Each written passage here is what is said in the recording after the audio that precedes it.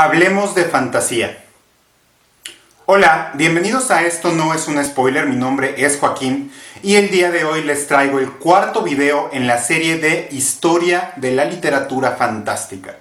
Y hoy también estoy muy emocionado porque hoy les voy a contar de uno de los periodos más fabulosos en la historia, no solo de la literatura de fantasía, sino en la historia de la literatura como tal. ¿De qué estoy hablando? Estoy hablando del romanticismo.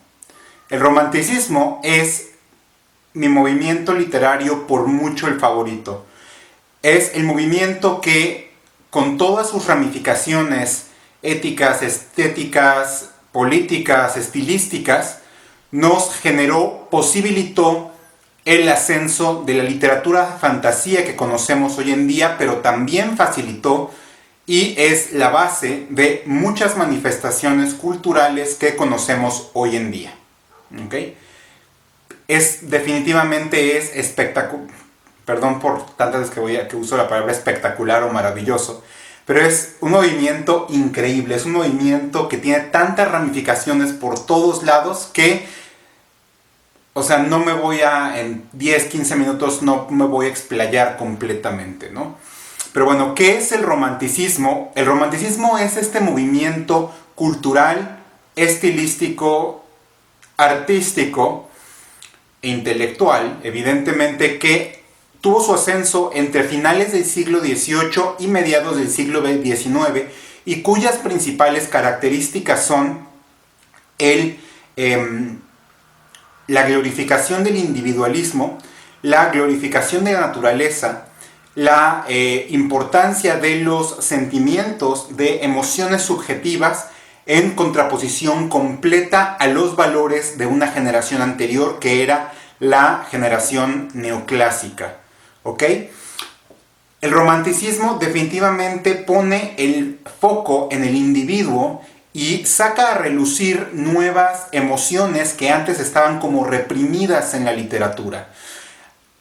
Saca a relucir completamente las emociones del asombro, del terror, de la pasión desbocada, ¿no?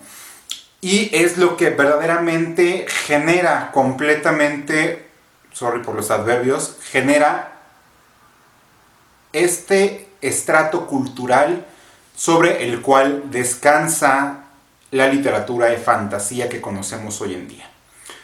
Las características fundamentales del romanticismo, además de glorificar al individuo como tal, de generar estas ideas nuevas acerca de sentimientos que antes estaban reprimidos, también se contrapone a dos procesos o dos características fundamentales. La primera de ellas es que hay por primera vez un deseo de retornar a la naturaleza. El romanticismo asciende a principios de la edad contemporánea, en la transición entre la edad moderna y edad contemporánea, una época de mucha turbulencia política, pero también de el ascenso de las máquinas. ¿Ok? A medida que comienza la tecnificación, comienzan a poblarse más ciudades, hay un deseo completo de retornar a la naturaleza, a la cual se le ve como una fuente de belleza per se. Esto que antes estaba completamente aparte y obviamente que estas actitudes románticas sobre la naturaleza darían paso mucho tiempo después al ascenso del movimiento ecologista ambientalista de hoy en día. Es la primera. Y la segunda, el rechazo total de los valores neoclásicos que glorificaban la cultura recta y filosófica de las antiguas Grecia y Roma, y por primera vez le pone por completo este gran peso a la Edad Media. La Edad Media, que fue completamente pisoteada intelectualmente por los intelectuales tanto desde el Renacimiento, la Reforma y el Neoclásico, como una edad bruta, una edad sucia, una edad de completa represión de las manifestaciones artísticas, es revalorada completamente por los románticos y es puesta en la dimensión de una época llena precisamente de magia. Entonces, con esto la generación romántica posibilita el ascenso de la fantasía como la conocemos hoy en día. ¿Ok?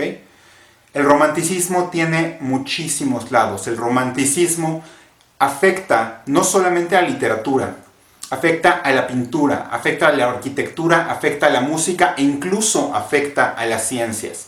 Podemos hablar de una generación romántica, una generación que nació con el ascenso de la democracia de Estados Unidos, la Revolución Francesa, las guerras napoleónicas, y que todo esto forma en su cosmovisión un deseo que también se manifestaría en el nacionalismo en los países. ¿Ok? ¿De dónde viene el romanticismo? El romanticismo empieza en Alemania mediante este movimiento que se llama el Sturm und Drang, y uno de sus principales precursores es nuestro querido Goethe, o Goethe, como algunos pronuncian, ¿no?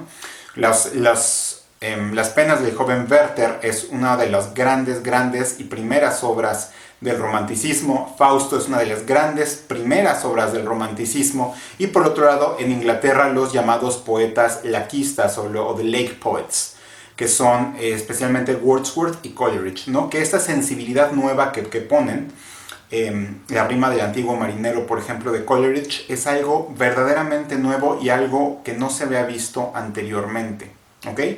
Es en Alemania probablemente donde el romanticismo tiene algunas de las características más importantes, y por eso también la literatura de fantasía de hoy en día está muy modelada con estas ideas de la Europa del norte, la Europa germánica y la Europa nórdica. En Alemania, además, después de Goethe, tenemos figuras como mi pintor favorito, que es Caspar David Friedrich, que ensalzan esa idea de la naturaleza, y en un país donde la idiosincrasia es más bien fría, esta idea de regresar a la naturaleza y de ascenso de ver a la patria como esta idea anterior, esta idea pasada, forja completamente manifestaciones que le dan forma a todo al romanticismo, perdón que me estoy repitiendo tanto, pero también en un futuro darían pie a ciertas manifestaciones bastante más oscuras.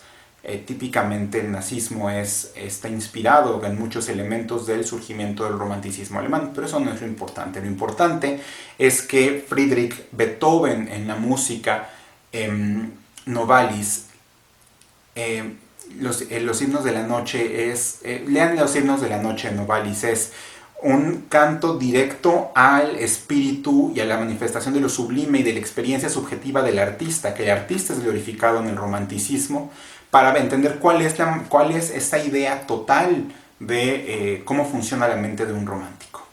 ¿Ok? Vamos a explorar varias partes del romanticismo. Primero, el medievalismo.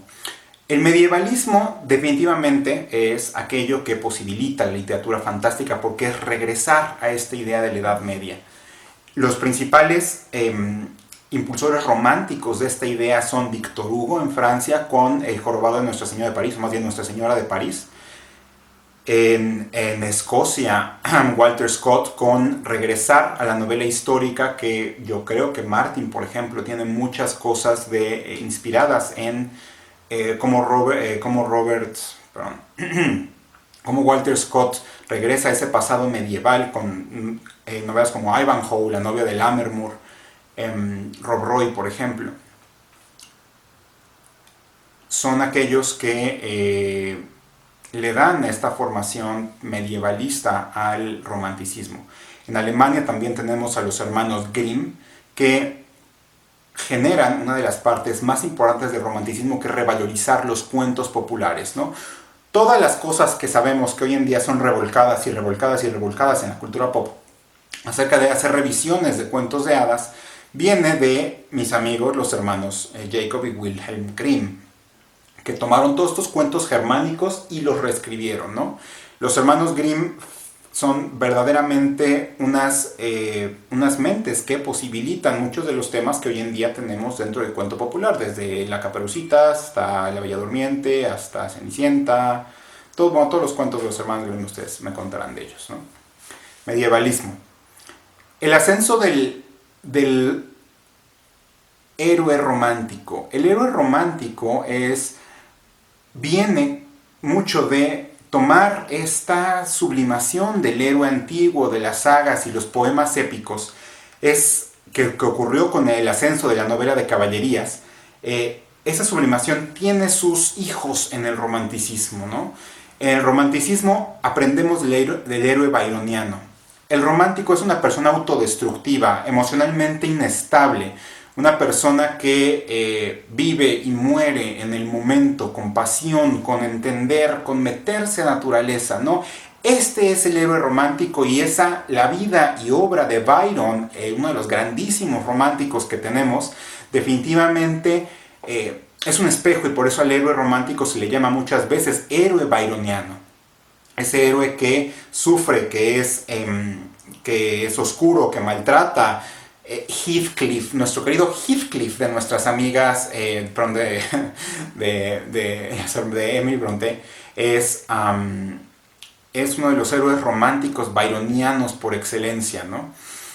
Tercero, ¿no? El retorno a la naturaleza. El retorno a la naturaleza, que es básico, es cómo vemos a esta naturaleza como una fuerza en sí, como una fuerza definitiva. Es otra de las grandes manifestaciones del romanticismo, ¿no? El poeta romántico que le gusta de irse a meter en las ruinas góticas, porque para ese entonces ya muchas cosas, sobre todo en Inglaterra, que destruyeron los monasterios, estaban en ruinas muchos edificios medievales, ¿no?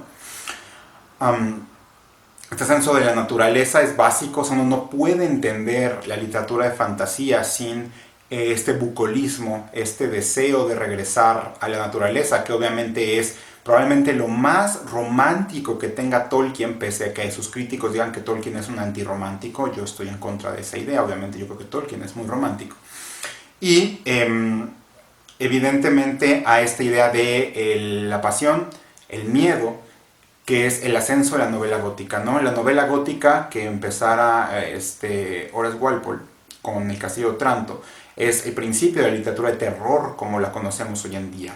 El terror comienza con la novela gótica y los padres del terror son románticos, ¿no? Walpole, Hawthorne, Poe son algunos de los grandes románticos que tienen estas ideas de lo macabro, de lo oscuro, de ese terror, porque todo eso viene de formas subjetivas de un mundo que es, si ven, la naturaleza es sublime, también está llena de cosas por debajo, ¿no? Y ese terror, ese horror es típicamente romántico también. ¿Okay? Y el romanticismo que desborda todas las artes, ¿no? El Parlamento inglés en Londres es uno de los grandes edificios del Gothic Revival, del Renacimiento gótico, que es la manifestación más clara de la arquitectura romántica. La mayoría de los lugares en los cuales se filmaron locaciones de Harry Potter son edificios del Gothic Revival, ¿no? El Castillo de Hogwarts es un edificio que es Gothic Revival completamente, aunque sea gótico, pero sé por qué, de acuerdo a Rowling, pues fue construido durante la Edad Media. Pero el lugar donde se filmó son casas hechas en Oxford, en Knebworth House, etc. Son casas completamente hechas durante esta época del Gothic Revival. La pintura que como decía, Friedrich es de mis pintores favoritos, pero también tenemos a Turner, tenemos a Constable, tenemos a Fuseli, tenemos a Milton. Empieza a alejarse completamente de estas reglas del formalismo clásico de los neoclásicos. O sea, una pintura de Turner contra una de Jacques-Louis David, que es el padre, bueno, el que era más grande de los neoclásicos, es completamente distinta y empieza a dar pie al impresionismo. La música romántica, que también tiene toda esta visión de los sentimientos, la música de Beethoven, que es tan pum, pum, pum, portentosa, que después, mucho tiempo después, una de las cosas más obvias en el surgimiento de la fantasía, que es el ascenso de nuestro amigo Wagner, que es postromántico, pero aún así es uno de los grandes músicos románticos, es posibilitada, ¿no? Tenemos obviamente también a Schubert y a Chopin. Y en las ciencias es una nueva concepción de ver la naturaleza. Uno de los grandes románticos, el barón de Humboldt. Tenemos incluso hasta matemáticos románticos. Évariste Galois, uno de los más grandes matemáticos de la historia, vivió una vida completamente romántica hasta el punto de morir a los 21 años en un duelo a pistoletazos. Entonces la generación romántica, una gran generación que vivió en una de las épocas más definitorias de la historia, desarrolló una serie completa de manifestaciones culturales que hoy en día están vigentes y que posibilitó el ascenso de el terror, bueno, no solo de fantasía, sino del terror también, y obviamente de poco tiempo después de la ciencia ficción. Entonces, piensen en todos los románticos, piensen en Goethe, piensen en Chateaubriand, piensen en Wordsworth, Coleridge, Poe, Shelley, Keats, ahora que estoy leyendo La caída de Hiperión. Piensen en Victor Hugo, Alexandre Dumas, piensen en Larres, Pronceda, piensen en Becker, que es un post-romántico, pero se le considera romántico, de Zorrilla. Piensen en las hermanas Brontë, piensen en Jane Austen, que también es romántica. Piensen en Manzoni y Leopardi. Piensen en Echeverría, en Argentina, por ejemplo, y esos son los grandes románticos. Entonces esta generación romántica es un punto de quiebre completo, y en el siguiente video vamos a platicar de cómo incluso el romanticismo, que es algo vasto, empieza también a sublimarse per se en la Inglaterra de la época victoriana, y cómo se empiezan a acomodar las cartas para el surgimiento de la fantasía como la conocemos hoy en día casi por completo. Entonces espero que les haya gustado ese video, a mí me encantó platicarles acerca de él, y cuéntenme cuáles son sus novelas favoritas o cuáles son sus manifestaciones típicas del romanticismo que más les gustan a ustedes. ¿Sale? Espero que les haya gustado y nos vemos en la próxima.